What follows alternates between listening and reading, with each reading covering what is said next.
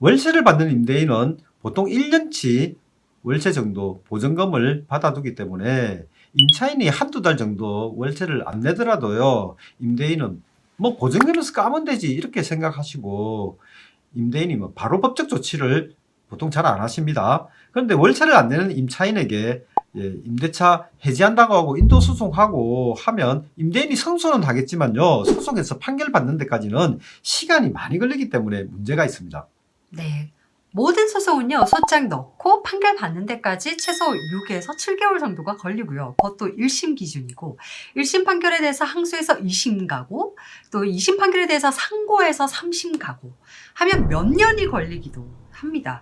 근데 임대차 소송에서는 법원은 임차인이 약자라고 봐서 임차인이 조금 시간을 끈다 하더라도 좀 봐주는 경향이 있고, 또 1심은 당사자들이 하고 싶은 걸 충분히 하는 기회를 주기 때문에 또 시간이 더 걸리기도 하는데요. 저희가 상가 건물 임차인 중에서는 소송을 엄청 지연시켜서 1심만 1년 이상을 끄는 경우도 봤습니다.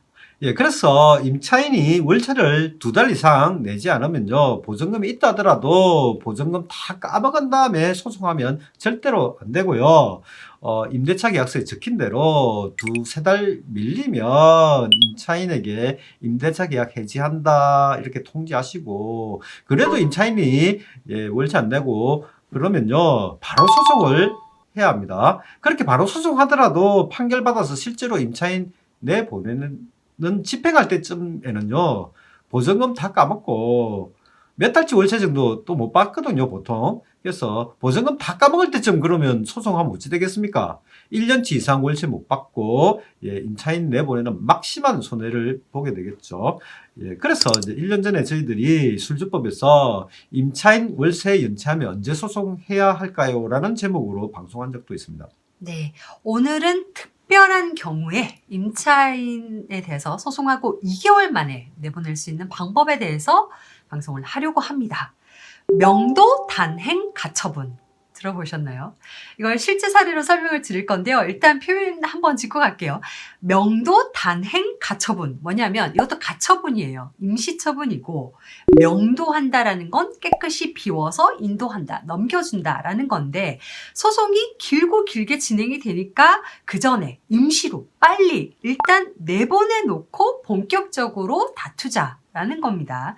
그래서 저희 법인에서 이 명도 단행 가처분 사건을 진행을 했고요. 이걸 의뢰주신 분께서는 상가 건물을 구입을 하셨고, 상대방은 그 상가 건물의 임차인이셨어요. 근데 이런 경우에 이제 매도하시는 분이 기존 임차인을 내보내기로 하는 게 일반적이고, 우리 사건에서도 그렇게 했어요. 매도인이 임차인한테 합의금도 주고 이사비도 주고 해서 수천만 원을 지급을 하셨습니다. 그런데도 임차인이 나가지 않고 버티고 있는 상황이거든요. 근데 우리 의뢰인은 상가 건물을 철거하고 여기에 주상복합시설을 신축할 계획이었는데, 아마도 시간을 끌면 우리 의뢰인이 굉장히 이제 재산상 피해가 커지니까 좀 원만하게 더 합의금을 주려고 하지 않을까라고 생각을 하셨던 것 같습니다. 법원에서 명도 간행 가처분 결정을 해준 사례들을 보면요. 1. 명도 집행 후에 재침입한 그런 경우.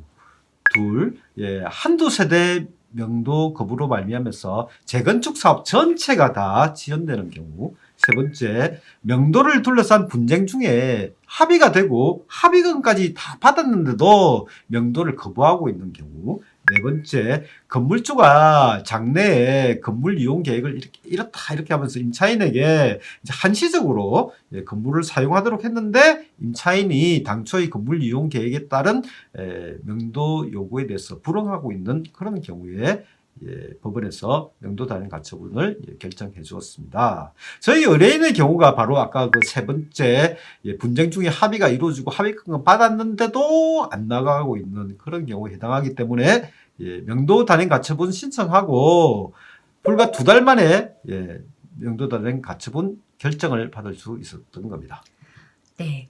명도 단행 가처분 결정을 받으면 별도의 본안 소송의 이제 판결 없이도 가처분 결정서만으로도 임차인을 내보낼 수 있기 때문에 굉장히 획기적인 건데, 앞서 말씀드린 것처럼 명도 단행 가처분 결정을 받을 수 있는 경우는 특별한 경우에 한정한다.